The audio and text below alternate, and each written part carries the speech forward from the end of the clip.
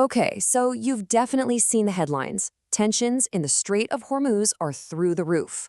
But the real story, the one about who is and who isn't stepping up to protect this critical waterway, well, that's a whole puzzle. One report says a coalition was forming, the next says allies are backing out. So what is actually going on? Let's piece this whole thing together. And this is the absolute core question, isn't it? With so much of the world's economy on the line, why the hesitation? It might look like simple unwillingness on the surface, but trust me, the real story is so much more strategic, and honestly, a lot more interesting.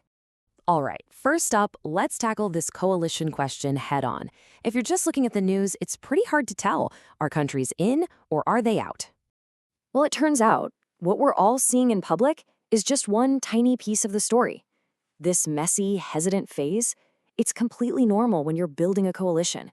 You should think of it less as a final no and more like the early stages of a very complex negotiation that's all happening behind closed doors. And what's really fascinating here is that a country's willingness isn't just a simple yes or no. It's actually a whole spectrum. So let's break down where different nations fall on this spectrum, and more importantly, why. So on one end, you've got your high willingness countries, and this is where you'll find the US, the UK, and France.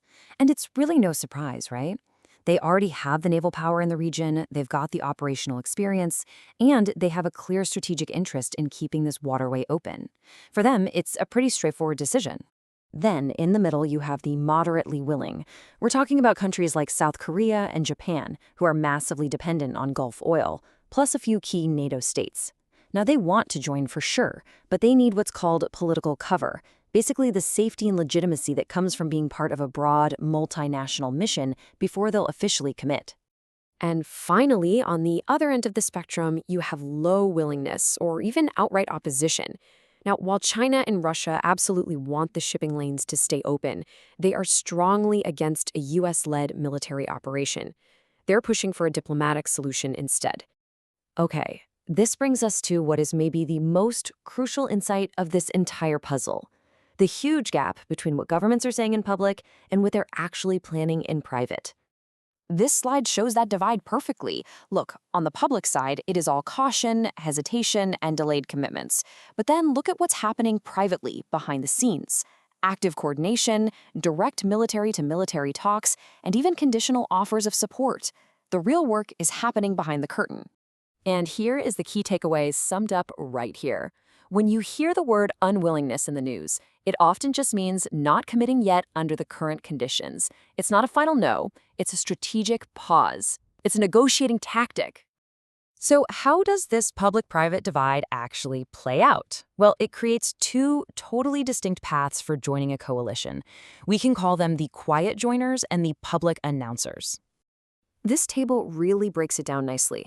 On one side, you have the quiet joiners. Think the US and France. They're operational first. That means their forces integrate early, often without any public announcement at all. On the other side are the public announcers, like South Korea and Japan. They're political first, meaning they need that formal government approval before they commit.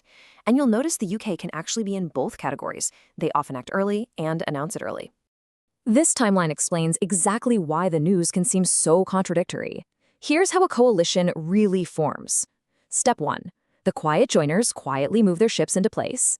Step 2, you start to see calculated leaks to the press about planning underway. Step 3, the public announcers finally make their formal move. And only then, in Step 4, do operations officially begin. So if you really want to cut through all the political noise, what are the real signs you should be looking for? Let's look at these specific indicators that tell you a coalition is actually getting serious. Forget the headlines. These 4 things are what truly matter. First, watch for a formal joint statement.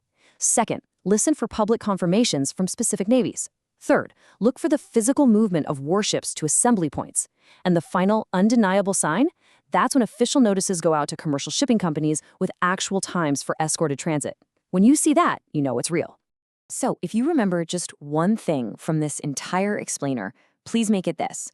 The coalition will exist operationally long before it ever exists politically. The action on the water will always, always come first. The press conferences and the big announcements, they'll follow much later. So let's leave you with this question.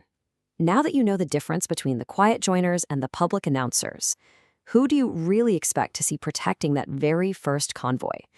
Based on everything we've just covered, the answer might be a whole lot more obvious than the headlines are letting on.